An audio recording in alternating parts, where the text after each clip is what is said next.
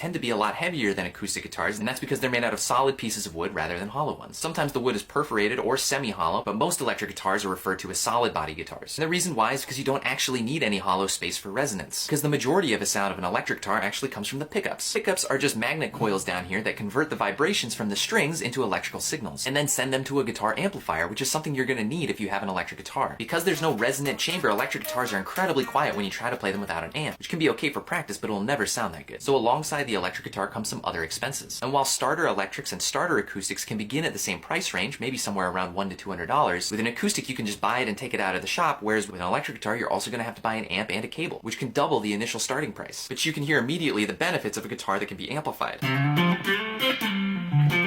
The sound is instantly loud without me having to play loud with my fingers, which can translate in your advanced ears to effortless speed and clarity, which would be a lot more difficult on the acoustic guitar.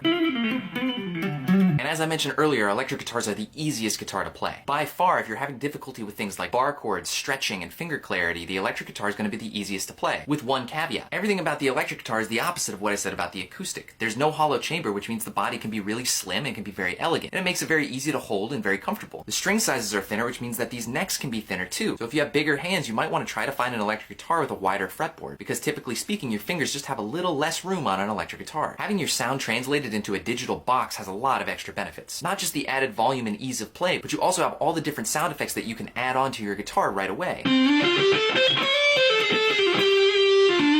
which can immediately transform your sound. You could hear that the style of music that I was playing there was vastly different than anything I'd be able to recreate on an acoustic guitar. So if you're into any kind of music with more saturated or effects-driven sounds, like rock, metal, blues, indie, or alternative, you might want to pick up an electric guitar instead. Many electric guitars will also give you additional gadgets and options. For example, floating bridges that allow you to take the sound and dip it at will. Or these knobs down here that control the pickups and the EQ section. EQ just meaning that you can adjust the spectrum of your sound. And being able to control the volume from a knob on your guitar is also incredibly useful. Like I said before, because electric guitars aren't hollow, the majority of the sound is coming from the pickups, which means that the shape of the body, the size of the guitar, and even the weight don't actually matter as much as you think when it comes to the sound. The most important thing is that you like the sound of the actual pickups on the guitar and that you like the way the guitar looks and feels. There's a lot more flexibility with the electric guitar versus how it's going to impact the sound. The final thing I'll mention is that electric guitars are made to play very high. The classic sound of a guitar solo is normally done on an electric guitar, because electric guitars have an extended fret range. This electric guitar goes all the way down to 24 frets, whereas a lot of acoustics can stop at 20, but can be very difficult to play even after the 12th fret. This, plus the pretty typical deep cutaway design of electric guitars, allows me to access really high notes that I wouldn't be able to on an acoustic.